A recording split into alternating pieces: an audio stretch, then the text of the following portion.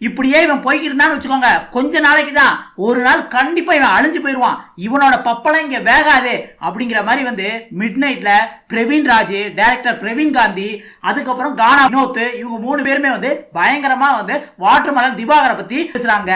அது என்ன பேசியிருக்காங்க அப்படிங்கறத இந்த வீடியோல பார்க்க போறோம். வீடியோக்குள்ள போறதுக்கு முன்னாடி அந்த ஒரு லைக் மட்டும் தட்டி விட்டுருங்க. ஆக்சுவலி வந்து இந்த கதை சொல்ல போறோம் அந்த எபிசோட்ல வந்து திவாகர் ரொம்ப நேரம் வந்து லைவ்ல கதை சொல்லியிருப்பாரு. கதையில வந்து நிறைய பேருக்கு பயங்கரமா போர் அடிச்சது, எப்படா கதை முடிப்பாரு அப்படின்ட்டு நிறைய பேர் நினைச்சிட்டு இருக்கல.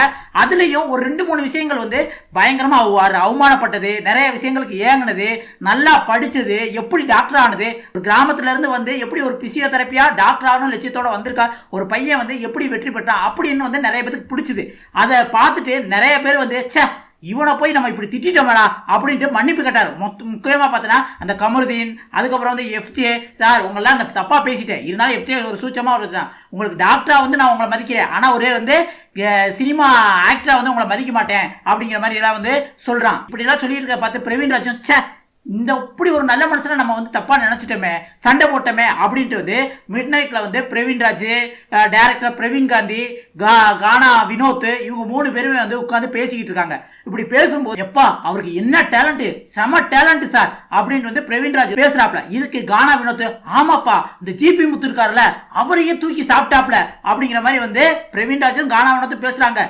ஜிபி முத்து கூட வந்து படிக்கல, அதனால வந்து ட்ரெண்ட்ல நிக்கல, அதனால முடிஞ்சு போச்சு. ஆனா இவர் கொஞ்சம் படிச்சிருக்காருல்ல, அதனால வந்து எப்படி வந்து மார்க்கெட்டிங் பண்ணணும்னு இவருக்கு நல்லாவே தெரிஞ்சிருக்கு, யாருக்கிட்ட வந்து உசாரா பேசணும், யாருக்கிட்ட நம்மளோட பப்பு வேகம் அப்படின்ட்டு தெளிவா பேசுறாரு. ஒரு நாள் இப்படியே சினிமா துறைகளை வந்து பயங்கரமா வந்துருவார் போலுக்க அப்படின்னு சொல்லல பிரவீன் காந்தி அங்கிறது.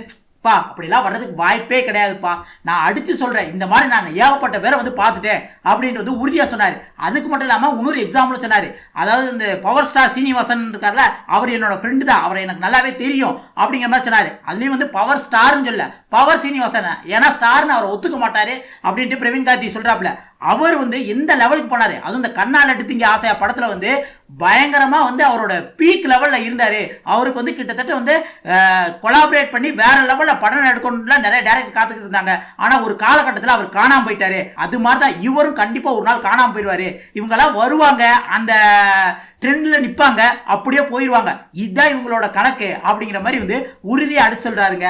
ஆனா பிரவீன் ராஜ் அதையும் அக்செப்ட் பண்ணாம, இல்லங்க இருந்தாலும் வந்து அவருக்கு ஒரு தனி டேலண்ட் இருக்கு அப்படின்ட்டு வந்து இதை இவங்க 3 பேரும் பயங்கரமா டிஸ்கஸ் பண்ணிட்டு இருந்தாங்க. இதுக்கப்புறம் மிட் நைட்ல என்ன நடந்ததுன்னா, விஜய் பாரு இருக்காப்ல, அவங்க வந்து பயங்கரமா வந்து வாட்டர்மெலனை சப்போர்ட் பண்றாப்ல.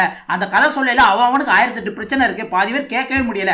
ஆனா இந்த விஜய் பாரு பேசி பேசி வந்து இன்டராக்ட் பண்றாங்க அப்படின்ட்டு வந்து நைஸா பிரவீன் ராஜ் வந்து சபரியை தூண்டி விடுறாப்ல. ஆனா சபரி என்ன சொல்றாப்ல, எனக்கு ஒன்றும் அப்படியெல்லாம் தெரியல, அவங்க வந்து ஒரு ஃப்ரெண்டுன்னு கூட சொல்லியிருக்கலாம்ல, ஒரு ஃப்ரெண்டை ஏற்றி விடுற மாதிரி சொல்லியிருக்கலாம்ல அப்படிங்கிற மாதிரி சொல்றாங்க. அதுக்கு பிரவீன் ராஜ், ஏங்க ஃப்ரெண்டுனா எதுக்குங்க ஒரு முக்கியமான இன்ட்ரெஸ்டிங்கான கதை சொல்லல, எதுக்கு வந்து பார்வதி வந்து குறுக்கிட்டு வந்து நக்கல்லாம் பண்ணணும்? ஏன்னா பக்கத்தில் கலையரசனும் வந்து வாட்டர்மெலன் கதை சொல்லல வந்து பயங்கரமா என்கரேஜ் பண்ணான். ஆனா ஒரு கட்டத்துக்கு மேல அவனாலே தாங்க முடியலன்ட்டு பார்வதி வாய் அடைக்கிறப்பல ஏதோ செஞ்சான். அப்படியும் பார்வதி அடங்காம வந்து நம்மளை எல்லாத்தையும் ஏதோ கலாய்க்கிற மாதிரி வந்து பயங்கரமா பேசுறாங்க அப்படின்ட்டு வந்து பிரவீன் ராஜ் சபரி அவங்க ஒரு பக்கம் பேசிக்கிட்டு இருக்காங்க.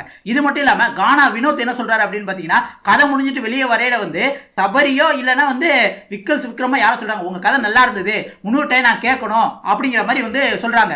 அதுக்கு கானா வினோத் என்ன சொல்லிட்டு போறாங்கன்னா, இவன் கதையை கேட்கறதுக்கு நான் இன்னொரு தடவை மருந்து குடிச்சே செத்து போயிருவேன் அப்படிங்கிற மாதிரி சொல்றாங்க. அதை மட்டும் இல்ல, அதை விட இன்னும் ஹார்டாக சொன்னாங்க. என்ன அப்படின்னு பாத்தீங்க அப்படின்னா, இந்த மாதிரி பிள்ளை பெற்றதுக்கு நான் ஒரு அரளி விதையை அரைச்சு குழந்தையில கொண்டிருப்பேன் அப்படிங்கலாம் வந்து கானா வினோத் வந்து பேசினாப்ல. ஆனா கானா வினோத் உள்ளுக்கு சூப்பரா பேசினான்ட்டு உள்ளுக்கு பாராட்டினாரு. ஆனா வெளியில இந்த கதை கேட்கறதுக்கு நான் மருந்து குடிச்சு செத்து போயிருவேன் அப்படின்னு பேசுறாரு. என்னங்கடா நீங்க பேசுறீங்க அப்படிங்கிற மாதிரி தான் நம்மளுக்கு இருக்கு.